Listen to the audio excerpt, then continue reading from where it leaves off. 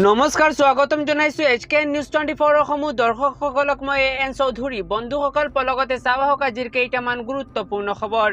প্ৰথমটো খবৰ, ধৰ্মই প্ৰকৃততে কোনো ধৰণৰ সমস্যাৰ সৃষ্টি নকৰে। সমস্যাৰ সৃষ্টি হৈছে ৰাজনৈতিক নেতাৰ ক্ষমতা লোভৰ পৰা। সংবিধানৰ পৰা ধৰ্ম নিৰপেক্ষ শব্দটো উঠাই দিব বিচৰা প্ৰসংগত ডাঙৰ মন্তব্য SCৰ প্ৰাক্তন ন্যায়াধীশ KM জোচেফৰ। ক্ষমতা লাভৰ বাবে ধৰ্মক ব্যৱহাৰ কৰে একাংশ ৰাজনৈতিক নেতাই। ধৰ্ম নিৰপেক্ষ শব্দ উঠাই দিবলৈ কোৱা সকলৰ উদ্দেশ্য হৈছে দুষ্টামি কৰা। ধৰ্মই প্ৰকৃততে কোনো ধৰণৰ সমস্যাৰ সৃষ্টি নকৰে। সমস্যাৰ সৃষ্টি হৈছে ৰাজনৈতিক নেতাৰ ক্ষমতা লোভৰ পৰা। SCৰ প্ৰাক্তন ন্যায়াধীশ KM জোচেফৰ ডাঙৰ মন্তব্য। ধৰ্মক প্ৰকৃততে ক্ষমতা লাভ কৰাৰ উদ্দেশ্যৰে ব্যৱহাৰ কৰা হয়। সংবিধান অনুসৰি ভাৰত এখন ধৰ্ম নিৰপেক্ষ দেশ। সংবিধানৰ পৰা ধৰ্ম নিৰপেক্ষ শব্দটো উঠাই দিব বিচৰা প্ৰসংগত প্ৰতিক্ৰিয়া। এৰ্নাকুলামৰ চৰকাৰী আইন মহাবিদ্যালয়ত এই মন্তব্য ন্যায়াধীশ জোচেফৰ। লগতে সংবিধানৰ সমাজবাদ শব্দটোক লৈও প্ৰতিক্ৰিয়া ন্যায়াধীশ গৰাকীৰ। সমাজবাদ শব্দটোৰ বহু সংজ্ঞা আছে, গুৰুত্বও আছে। সংবিধানৰ পৰা শব্দটো মচি পেলালেও দেশ সমাজবাদী পথৰ পৰা আঁতৰি যাব নোৱাৰে। সমাজবাদক কমিউনিষ্ট আৰ্হিৰ সৈতে বিভ্ৰান্ত কৰিব নালাগে। পৰৱৰ্তী খবৰ, সকলো দিশৰ পৰাই বিপদত পৰিছে ইজৰাইল। যুদ্ধৰ মাজতে ইখনৰ পিছত সিখন দেশে ইজৰাইলৰ বিৰুদ্ধে লৈছে সিদ্ধান্ত। অকল এয়াই নহয়, নিজ দেশতে প্ৰতিবাদৰ সন্মুখীন হৈছে ইজৰাইলৰ প্ৰধানমন্ত্ৰী। সকলো দিশৰ পৰাই বিপদত পৰিছে ইজৰাইল। এইবাৰ ইজৰাইলক অস্ত্ৰ যোগানৰ ক্ষেত্ৰত নিষেধাজ্ঞা জাৰ্মানীৰ। ইজৰাইলক অস্ত্ৰ যোগান ধৰিবলৈ অস্বীকাৰ কৰিছে জাৰ্মানীয়ে। নতুন সামৰিক আক্ৰমণৰ বাবে জাৰ্মানীয়ে প্ৰেৰণ নকৰে অস্ত্ৰ। কিছুদিন পূৰ্বে স্লোভেনিয়াই আনিছিল অস্ত্ৰ ব্যৱসায়ত প্ৰতিবন্ধকতা। বিগত বৰ্ষত ব্ৰিটেইনেও ইজৰাইললৈ বন্ধ কৰিছিল অস্ত্ৰ ৰপ্তানি। অকল এয়াই নহয়, নিজ দেশতে প্ৰতিবাদৰ সন্মুখীন হৈছে ইজৰাইলৰ প্ৰধানমন্ত্ৰী। বেঞ্জামিন নেতানিয়াহুৰ বিৰুদ্ধে ওলাই আহিল হাজাৰ হাজাৰ লোক। ইজৰাইলৰ ৰাজধানী টেল এভিভত ইজৰাইলীৰ তীব্ৰ প্ৰতিবাদ। গাজাৰ যুদ্ধ শেষ কৰি পণবন্দীক ঘূৰাই অনাৰ দাবীৰে প্ৰতিবাদ সাব্যস্ত।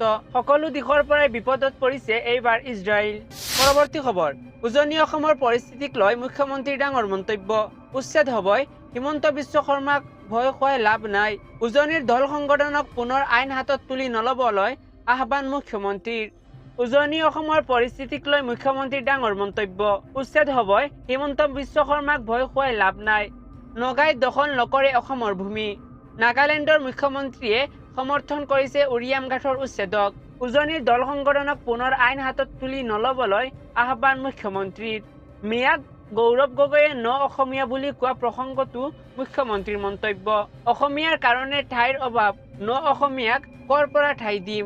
গৌৰৱ গগৈয়ে ন অসমীয়াক ৰাহুল গান্ধীৰ ঘৰত ঠাই দিয়ক। উজনি অসমৰ পৰিস্থিতিক লৈ মুখ্যমন্ত্ৰীৰ ডাঙৰ মন্তব্য। উচ্ছেদ হ'বই, হিমন্ত বিশ্ব শৰ্মাক ভয় খুৱাই লাভ নাই। দৰ্শকসকল, আৰু বহুতো গুৰুত্বপূৰ্ণ খবৰ আছে।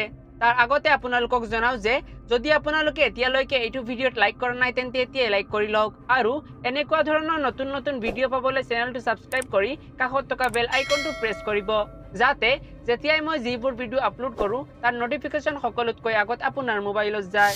পৰৱৰ্তী খবৰ, পুনৰ ব্ৰহ্মপুত্ৰত ভয়ংকৰ নাও দুৰ্ঘটনা। নাওখনত আছিল 5 মাছমৰীয়া যুৱক। ব্ৰহ্মপুত্ৰ নৈত পুনৰ অঘটন। টুলুঙ্গা নাও লৈ মাছ ধৰিবলৈ যাওঁতেই ভয়ংকৰ অঘটন। ব্ৰহ্মপুত্ৰ নৈত সোমাল টুলুঙ্গা নাও।